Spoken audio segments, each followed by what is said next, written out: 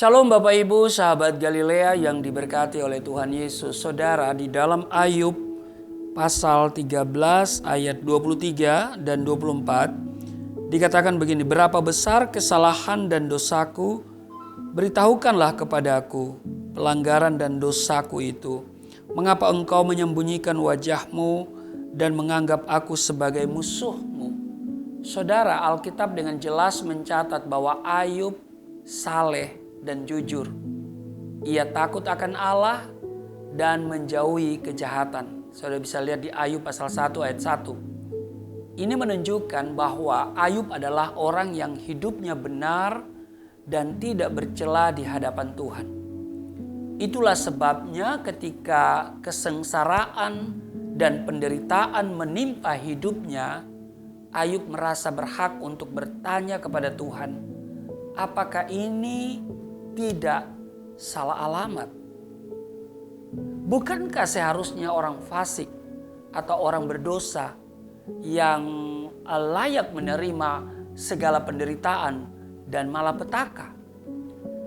Seringkali saudara, kita juga marah kepada Tuhan dan menyalahkan Dia ketika melihat orang-orang di luar Tuhan hidupnya aman-aman saja. Nah, pemazmur menasehati, kalau kita baca di Mazmur 37 ayat 1 dan 2. Jangan marah karena orang yang berbuat jahat. Jangan iri hati kepada orang yang berbuat curang. Sebab mereka segera lisut seperti rumput dan layu seperti tumbuh-tumbuhan hijau. Sebagai orang percaya, saudara, kita harus belajar memahami kehendak Tuhan karena Dia memiliki sudut pandang yang berbeda. Tuhan tidak pernah salah dalam setiap tindakannya. Amin. Segala penderitaan yang menimpa Ayub adalah ulah dari si iblis yang hendak menjatuhkan iman Ayub. Namun, meski mengalami penderitaan yang luar biasa, Ayub tetap mampu bertahan. Bahkan dia masih bisa berkata, apakah kita mau menerima yang baik dari Allah, tetapi tidak mau menerima yang buruk? Dalam kesemuanya itu, Ayub tidak berbuat dosa dengan bibirnya. Demikian di dalam Ayub pasal 2 ayat 10 bagian B. Saudara, kehilangan segala-galanya tidak membuat Ayub menjadi lemah dan putus asa. Bahkan teman-teman terdekatnya kelihatannya menasihati dia. Padahal dalam nasihatnya itu terkandung tuduhan dan kecaman kepada Ayub. Mereka menganggap bahwa Ayub telah melakukan suatu pelanggaran yang berakibat pada penderitaan yang harus ditanggungnya. Saudara, selama hidup di dunia ini, kita tidak luput dari masalah atau penderitaan.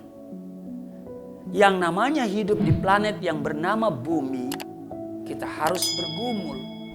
Demikian tertulis dalam Ayub pasal 7 ayat 1. Bukankah manusia harus bergumul di bumi?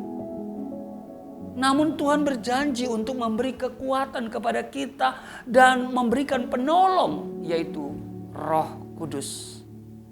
Karena itu, dalam keadaan yang berat sekalipun, biarlah kita tetap kuat dan bertahan, karena selalu ada maksud dan rencana Tuhan di balik penderitaan yang kita alami.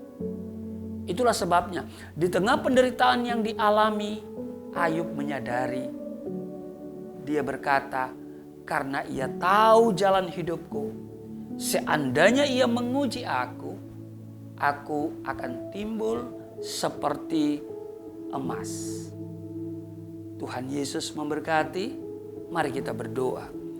Terima kasih Tuhan, di tengah-tengah situasi pandemik COVID-19, sudah 1 tahun lebih berlangsung, dan ini adalah masa-masa yang sukar dan hari-hari yang jahat. Kiranya Roh Kudus memberikan kami kekuatan. Kami hanya berlindung kepadamu. Dan kami tetap berusaha untuk kuat di tengah penderitaan ini. Kami akan tetap berjalan bersama Tuhan. Terpujilah Engkau, berkati seluruh sahabat Galilea di mana saja mereka berada. Juga seluruh subscriber Galilea Network.